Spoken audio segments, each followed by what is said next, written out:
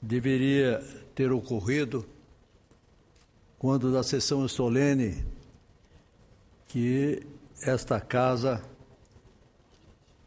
comemorou os 25 anos, o Jubileu de Prata da nossa Constituição. Senador Figueiredo, mas Vossa Excelência está falando na sessão, só que é a segunda parte da sessão. Muito obrigado pelo esclarecimento de Vossa Excelência. Então, quero me dirigir aqui, muito embora não esteja presente nesse momento, às ilustres personalidades que nos honraram com as suas presenças aqui e aos meus eminentes pares senadores e senadoras.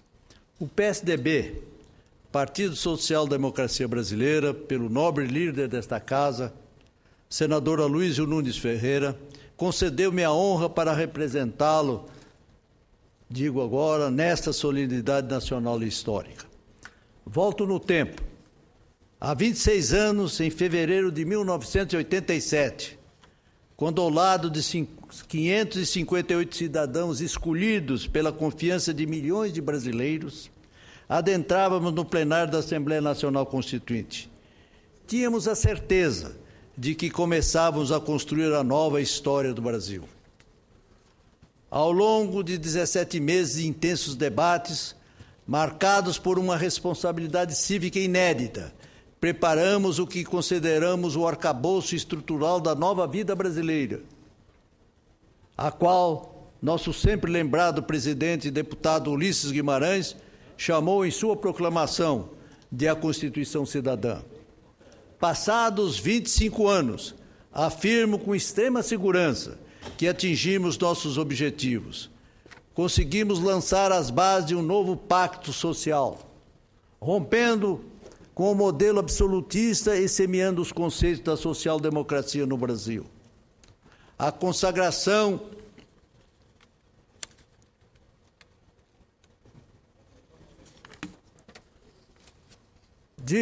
não se considera as críticas que muitos dos teóricos e cientistas políticos fizeram e fazem à Constituição.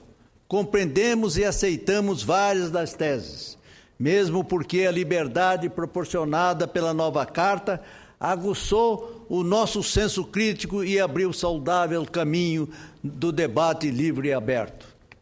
A construção coletiva da nova Carta Constitucional tinha por imperativo a superação da carga histórica dos entulhos autoritários existentes até então.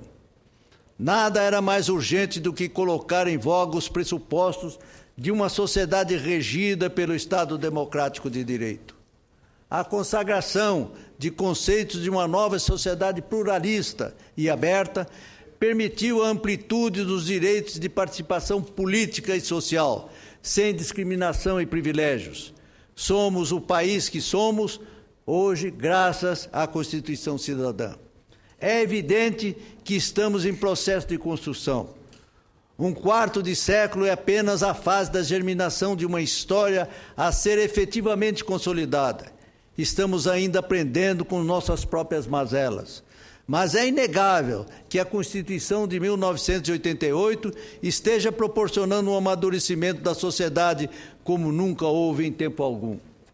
Podemos afirmar que a Carta Constitucional nos inseriu no rumo seguro da social-democracia, conceito basilar de nosso partido, o PSDB. A busca do justo equilíbrio entre o capital e o trabalho inspirou os constituintes, emoldurando nossas aspirações democratizantes, com as necessidades de superarmos as desigualdades sociais seculares. Historicamente, devemos lembrar que a social-democracia surgiu a partir de um socialismo que começava a questionar a estatização da economia, ao mesmo tempo em que acenava com a possibilidade de erro das previsões marxistas. Nesse aspecto, senhor presidente, a força da sabedoria de nossa Constituição é tamanha que atualmente não há partido político que atue fora de seus parâmetros, mesmo que tenha como orientação ideológica e programática maior ênfase em qualquer dos aspectos contemplados no texto constitucional. Eminente senador Jarbas Vasconcelos, que nos honra com a sua audiência. A Carta de 1988 tem a sabedoria de colocar o Brasil como um país de economia capitalista, visto que respeita os princípios gerais da propriedade privada e da livre iniciativa, mas ao mesmo tempo contempla princípios como a função social da propriedade e a autorização constitucional do Estado para reduzir as desigualdades regionais e sociais. No último mês de junho, quando o Brasil surpreendeu o mundo com grandes manifestações populares, apresentando demandas das mais diversas, particularizando sonhos, universalizando reivindicações históricas, colocando as linhas gerais dos rumos que desejam para o Brasil. Senti naqueles dias a sensação do dever cumprido como deputado constituinte que fui. Pude ali ter certeza de que em 1988 demos o primeiro passo para a construção de uma nova ordem social. Por isso, analisando a explosão de uma sociedade que exige mais e sonha com a superação das desigualdades nas próximas décadas, retorna aos princípios basilares da social-democracia. Caberá a nós, parlamentares que vivenciamos a elaboração da Carta Constitucional, o livrinho, como costumava chamar o presidente Eurico Gaspar Dutra, e ao qual, respeitoso, sempre recorri em instantes de dúvida para a sua aplicação correta. Insistir numa profunda reforma do Estado brasileiro, como consequência do fortalecimento do tripé que sustenta a nossa democracia: liberalismo na economia, fortalecimento na inclusão social e construção de um Estado que realmente promova o bem comum. Sinto-me feliz e emocionado em participar desta solenidade por reconhecer que a Carta Magna de 1988 é a mais democrática de nossas constituições. Lembro que não houve um anteprojeto pronto, um prato feito, sobre o qual devêssemos nos debruçar no início dos trabalhos. Tudo começou rigorosamente do zero, em um clima de grande euforia pela recuperação das liberdades públicas, num amplo exercício de participação popular. O Congresso Nacional nunca esteve tão fervilhante como naqueles dias. A par da preocupação constante de assegurar as liberdades públicas e os direitos humanos, havia o desejo de muitos segmentos de garantir a inserção na Carta Magna de dispositivos sobre a vida econômica e social do país. Era uma forma de buscar perpetuar essas regras, que depois somente poderiam ser alteradas por um quórum elevadíssimo no Congresso. No plano internacional, a perestroika de Mikhail Gorbachev mal havia começado e o Muro de Berlim ainda estava de pé. Estávamos apenas iniciando o fim da Guerra Fria, que havia influenciado a vida do Brasil e do mundo desde o final da Segunda Guerra Mundial. Não posso deixar, senhores senadores, de lembrar que nós, constituintes, nos reunimos pela grandeza cívica do presidente José Sarney, que convocou a nação, gesto de atitude patriótica que jamais será olvidado. Tivemos também valiosas contribuições de homens que mais tarde viriam ocupar importantes postos na vida pública brasileira, como os ex-presidentes Fernando Henrique Cardoso e Luiz Inácio Lula da Silva. Não posso deixar também de mencionar os colegas constituintes que reencontrei agora aqui no Senado. O presidente desta casa, Renan Calheiros, os senadores Álvaro Dias, Aécio Neves, Cássio Cunha Lima, Edson Lombão, Francisco Dornelles, Fernando Collor, José Agripino, Lídice da Mátia, Lúcia Vânia, Luiz Henrique, Mozarildo Cavalcante, excelência, meus respeitos, e Paulo Paim.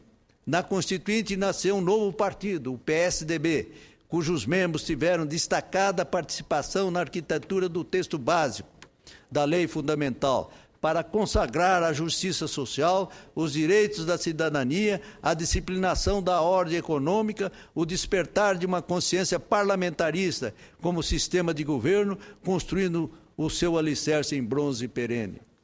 Lá marcaram pela inteligência acendrada idealismo e espírito público Fernando Henrique José Serra, Geraldo Alckmin, Pimenta da Veiga, Teotônio Vilela Filho, Arthur Dávola, Jutaí Magalhães, Mendes Canale, Wilson Barbosa Martins, esses dois últimos meus conterrâneos lá do meu Mato Grosso do Sul.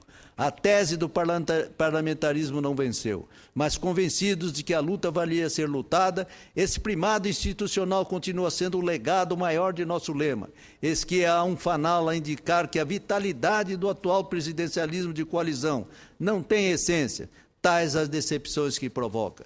Quem sabe um dia a sociedade brasileira reconheça o valor do parlamentarismo, sistema de governo que substitui com enorme vantagem a nossa prática política atual.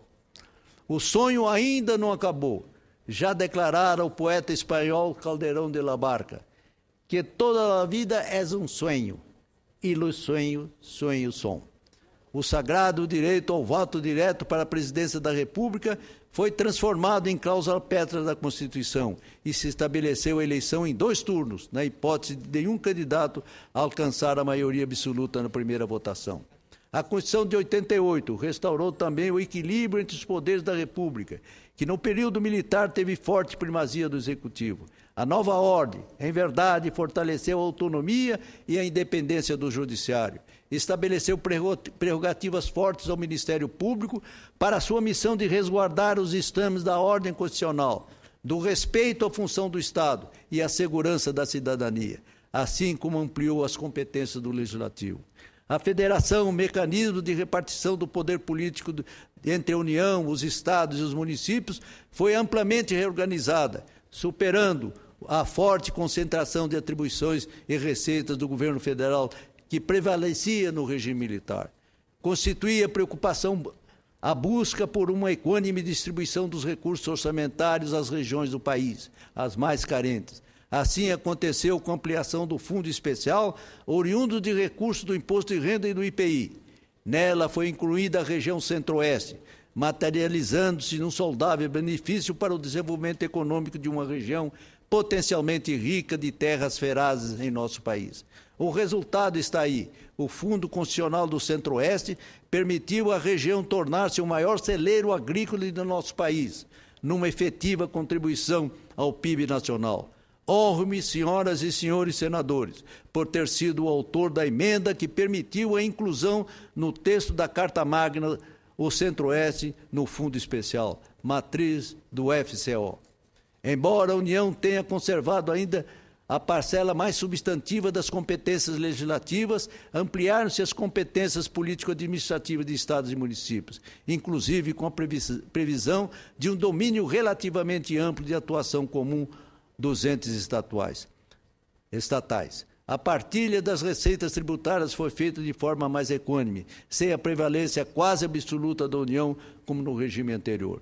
Mas reconhecemos, é muito pouco para consagrar o primado da federação, eis que o município, máter do sistema, ainda é o primo pobre, sobrecarregado de encargos, desonerados da União e dos Estados. No plano econômico, é preciso destacar a possibilidade de concessão dos serviços públicos, que permitiu grandes avanços em setores importantes como os da telefonia, exploração do petróleo e do gás, da energia elétrica entre outros. Assim, senhor presidente, senhoras e senhores senadores, personalidades presentes, esta celebração é mais que justificada. Ouçam a palavra de quem viveu os fatos. Fizemos a Constituição possível, fizemos a Constituição reclamada pela sociedade, fizemos a Constituição da ressurreição democrática do país. Naqueles dias em que nos livrávamos do arbítrio da perseguição política, estávamos ébrios de democracia e queríamos beber mais, queríamos garantir aos nossos filhos, netos, à família brasileira, que nunca mais tivéssemos de viver o que tínhamos vivido. O inovidável Ulisses Guimarães, na célebre proclamação em 5 de outubro de 1988, disse, aspas, mudar para vencer, muda Brasil.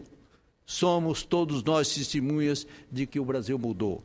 Aqui está a democracia. Foi assim, com o debate de ideias, olhos para o futuro e vontade de mudar, que elaboramos a Constituição Cidadã de 1988. Isto há 25 anos e a nação dela se orgulha. Senhor presidente, esta é a mensagem que o PSDB, nesta data histórica, rememora a nação. Muito obrigado. Senador Figueiredo, cumprimentando